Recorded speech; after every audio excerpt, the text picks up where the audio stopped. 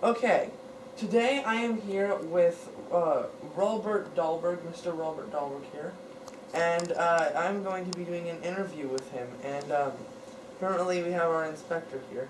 Um, so hi, and thank you for joining us today. Okay. I have a few questions here to ask you, and if you can answer them, go ahead. You don't have to answer all of them though. Probably not going to ask all of them, because there's a lot. So, first question, what is your most vivid memory from your childhood? Well, I think I was probably between 2 and 3 years old. And we didn't have a lot of money. So we raised chickens and raised a pig, Oinky. Well, the chickens, they were awfully smelly when the process of cleaning them, I remember that. But the pig got away, and it ran all over the hillside. And I remember us and the neighbors running all over the place to catch that little pig. But then we couldn't hardly believe it that when he got butchered that we had to eat that pig, and we didn't eat meat for a long time after that.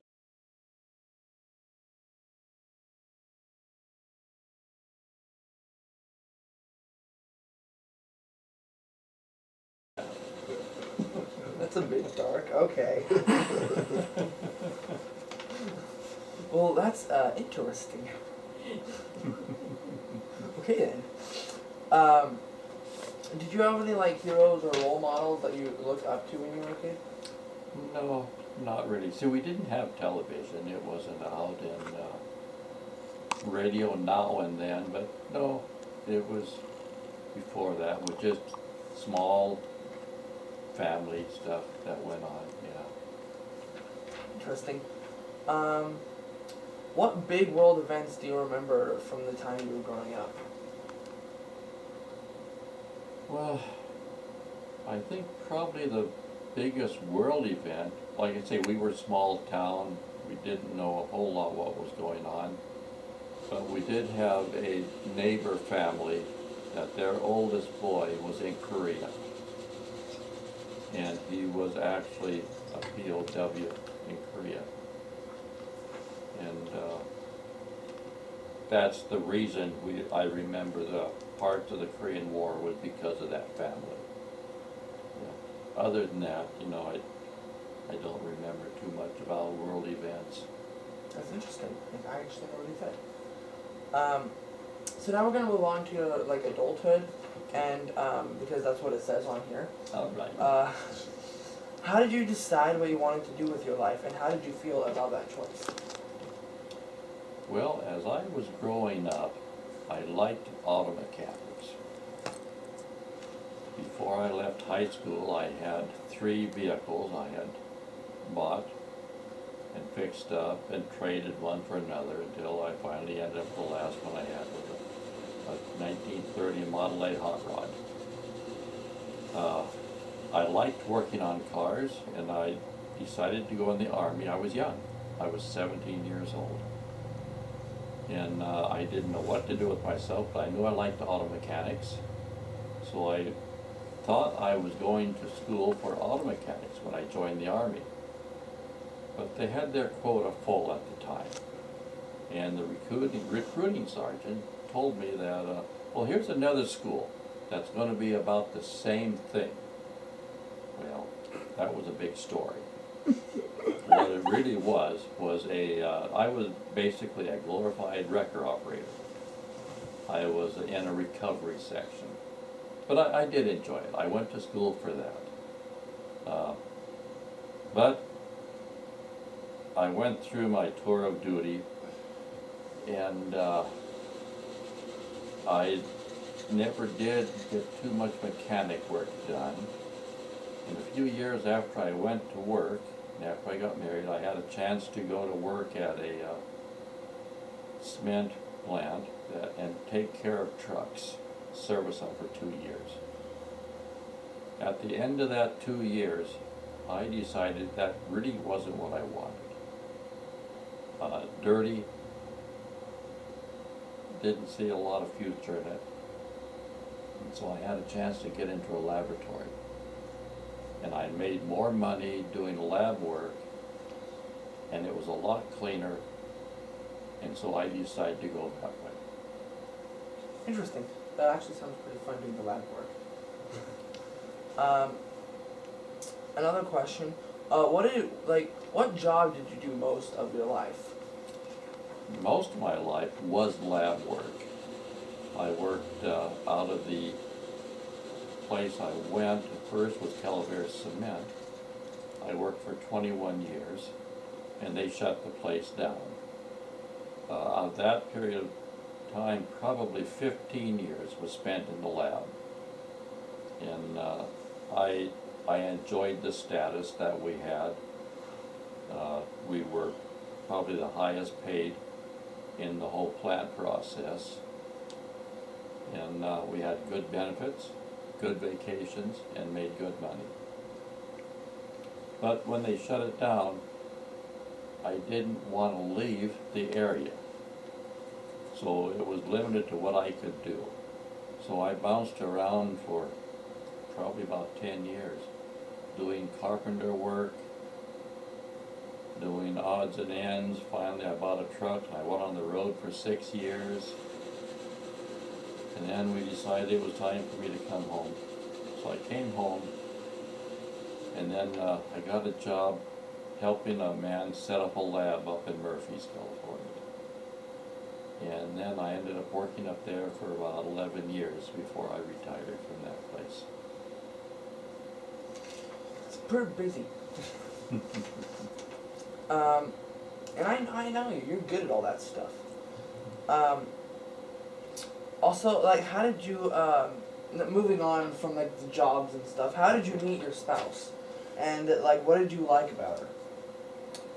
Well, like I say, I was in the Army for 3 years, and I spent 2.5 years over in Germany. And when I came back, I hadn't seen my brother, which was older than I was.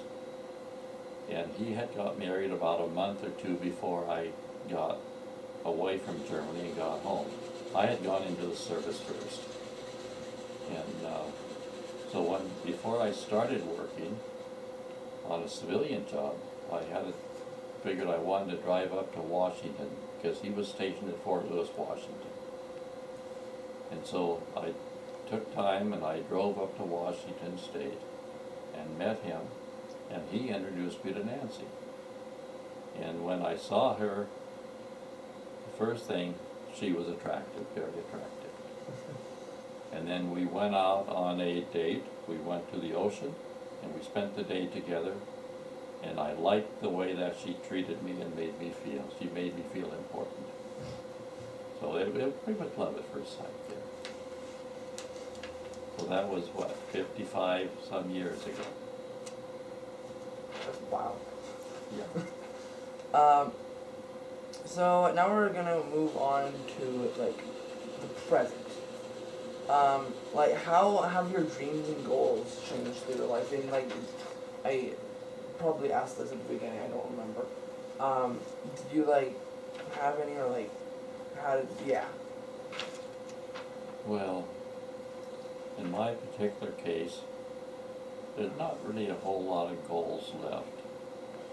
I want a good life for my grandchildren, for my children and my grandchildren. And whatever I can do to make that come true, that would be my goal now. And that biggest goal would be education for them. Also, like, what have you liked best about your life so far, and, like, what's your happiest or proudest moment?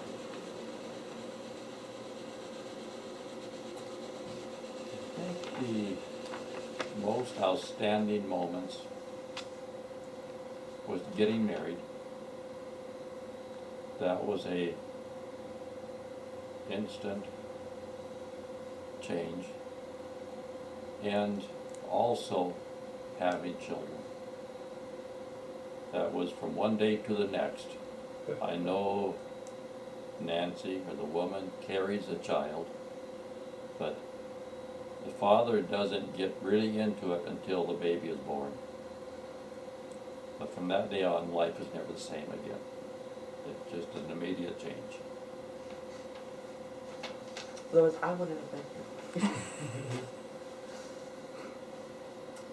Also, like, what do you know that what do you, like, wish you would have done if, like, when you were young, or if, like, you could have gone back and changed something?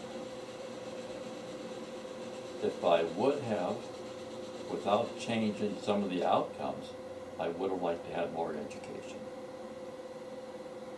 But if I'd have had more education, it would have changed my entire life. And I really don't want to change my life. But if it was possible, education would have been one of the highlights of it. And this is the last question, I think. If you had the power to solve one and only one problem in the world, what would it be and why?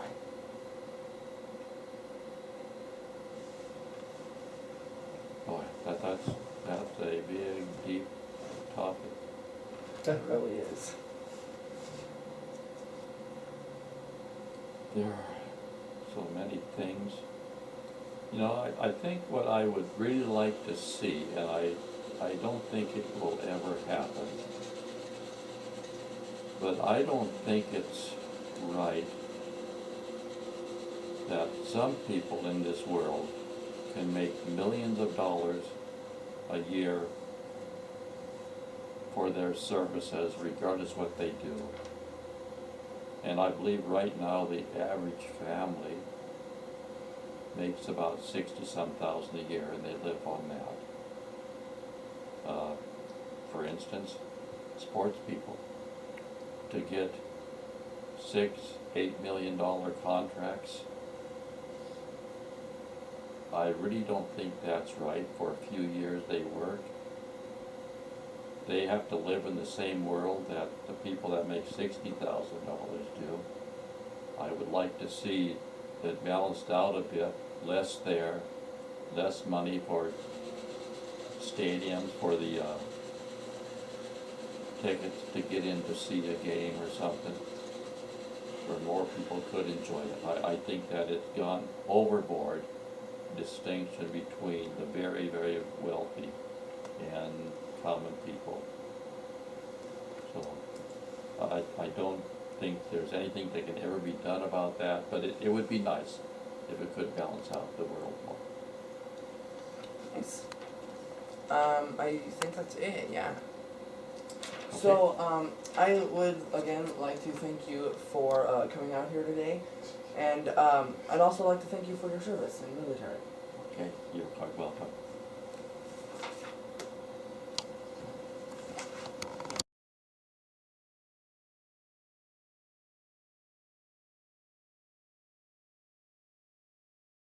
So we are back with not an encore. Encore would be default. Never mind. We're back with Mr. Robert Dahlberg here, and he's gonna share with us a story or two about when he was in the military. So, yeah. Okay, I was very young when I went and joined the Army. I was 17 years old. So I went in, basic training. That was in Fort Ord, California. For some reason, as soon as I left basic training, I didn't have a leave, because time was too short to get in my schooling. So I went back to Aberdeen Proving Grounds, Maryland, for additional training on recovery. Well, back there, I got in and we were trained on wheel vehicles and track vehicles, tanks, trucks, jeeps, whatever. They break down, they get stuck, we had to go in and winch them out, pull them out, whatever. One of the things I remember from back there was I was in a 5-ton wrecker, and I was told to take off through this swamp. There was swampy country back in Aberdeen Proving Grounds. And so I thought, well, it'll never get through there. Sergeant there said, go. Okay, so I put it in gear and I started off across this swamp. Halfway across the swamp, I got buried down.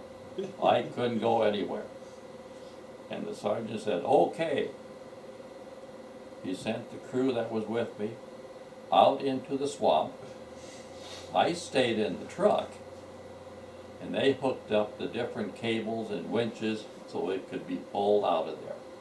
But I got to stay inside the truck and use the self-recovery from the truck. So that was nice. Yeah, that's really nice. And once we got over to Germany, it was at the time that the Berlin crisis was acting up. And it's when actually the Berlin Wall was put up. We were, at that point in time, we were put on an alert system that we had to keep the roads patrolled around, I'm not sure now, maybe about a 50-mile radius around our base. And there were 3 of these trucks, 5-ton wreckers, that were in our company. Mechanics used 2 of them for changing motors, transmissions, working on vehicles. And I had the 3rd one. And I was assigned to tech supply. And so when I wasn't moving equipment around, I was unloading freight, which consisted mostly of crated motors, crated transmissions, engines, parts that mechanics would use to repair vehicles. But instead of having to pull guard duty at night, I was assigned to stay on that truck. And if something happened within that 50-mile radius, I had to go out and clear the roads. And it didn't matter if it was military, civilian, or the German. I pulled in several of the different vehicles. I pulled in what they call Autobahn wagons, which in our language would be a big semi-truck and trailers or a set of doubles, whatever. And I can remember one I pulled in one time. I pulled it into the shops where we were. And the German fella, after he got it repaired, he asked me if I wanted to drive it. We commuted. I took a course in conversational German while I was there, so I could kind of blunder my way through it. So anyway, we were talking about it, and he said, why don't you go ahead and drive this around the yard in there and see what you think of it. So I climbed up in the truck, and I started driving it around it. But it had air brakes on it, and I wasn't used to the air brake. When you put the pedal down, it rolled another 10, 12, 20 feet before it would stop. I'm used to, a hydraulic brake that you put pressure on it, and it stops right away. And he got the biggest laugh out of that. So, yeah, that was kind of unique in its way. We've had tanks that have been on maneuvers and have caught fire and burnt up. And we would be sent out to pick up those. In the little department that I was in, we had 5 of us. That we had a escort jeep with sirens and lights on it.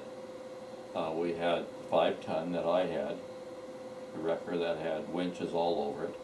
And then we had a big 10-ton tractor with a great big low bed trailer on the back of it that was used for hauling tanks. And so the one time we were sent to pick up this self-propelled gun. It's a 155 howitzer gun. This is a large gun, probably a 6 or 7 inch barrel on it, one tank that has this on it. We got down, it was being repaired for some reason.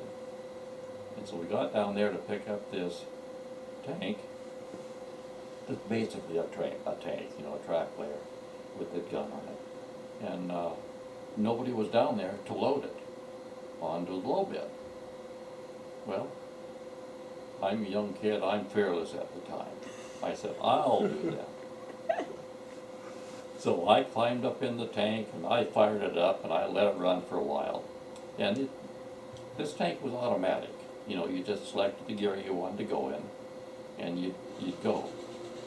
So the big trailer we had large tires on the back of it. They were probably about 5 to 6 feet tall.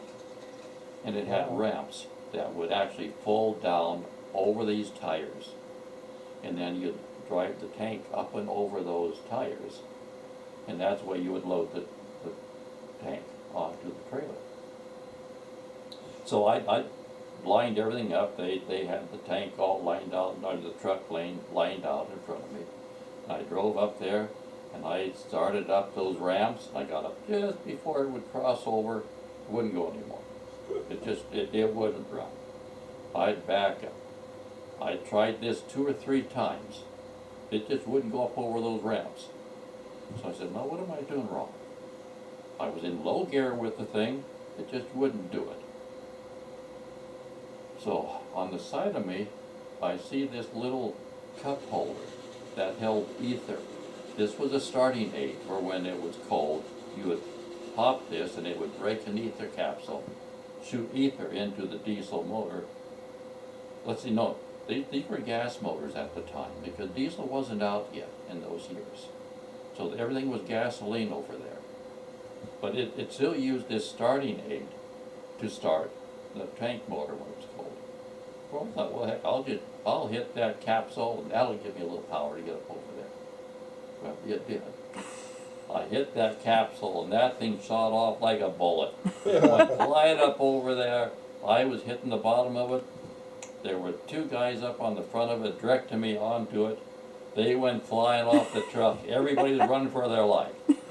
I hit the brake. I went across it, up the front end of the trailer, up. They were canvas tops on the old truck. I was almost onto the canvas truck when I finally got it stuck. But that was quite an experience. I don't know who was more scared, them or me. I think they were because I was in a tank and I was pretty well protected. Yeah, it's just bullet. Yeah.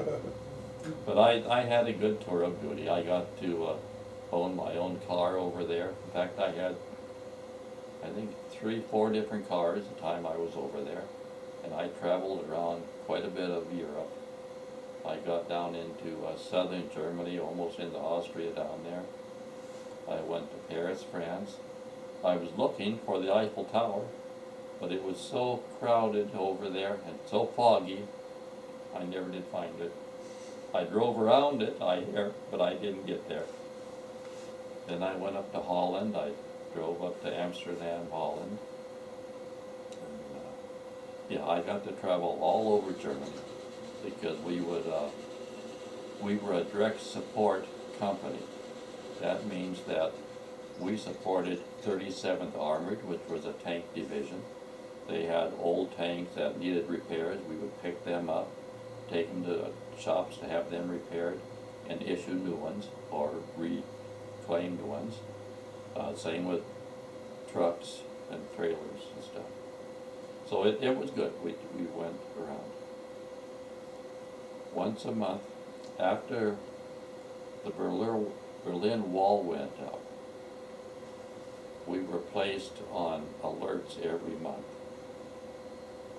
And we had to go out every month, grab all of our gear, and instead of staying with my company, I was told to go down to the motor pool and pick up a bus, which we would call, like a school bus, wide school bus today. But then I would drive downtown Schweinfurt, which was the big city nearest our base, and I would sit down there until either it was a thing we were moving out of the country. What I was going to pick up was dependents. That's the wives and the families of GIs that were over there. I would have picked them up and I would have taken them into France and taken them in there for safety. After that, I don't know what my orders would have been. But that's what I did on those alerts. I was licensed to drive anything the military had because of my occupation. And then when I got my own civilian car, I was licensed for an international license. So anything that moved on the roads, I could drive it legally over there. So I did have a good tour of duty. And luckily, we didn't have to have any type of a skirmish. There was one time I was dating a girl over there, and part of her family was in East Germany. In East Germany and West, we were in West Germany. East Germany was controlled by Russia at the time, and we weren't to be anywhere near it. Well, part of her family was down there, and she hadn't seen them in quite a while, and I didn't realize the importance of what it was. But we drove there, and I had an American car. At the time it was a '53 Plymouth, but distinctly American. And I remember seeing the sign, you're crossing into East Germany, which was just out in the country. We pulled up to the farmhouse in the land. They came out and they were really afraid. They opened up the barn doors right away and ushered me inside the barn. And they were so nervous the whole time we were there that we didn't stay long. And we got out before anything happened. But I didn't realize the significance of what it all would have meant if, the police had came by while I was there. So I was fortunate that it didn't. But other than that, I had a good tour of duty and came home safely. Yeah. Okay? Good. Wait, I have a quick question. Uh-huh. When you're in Germany and those areas over there, what did the people think of Americans being there? What was the culture like towards Americans?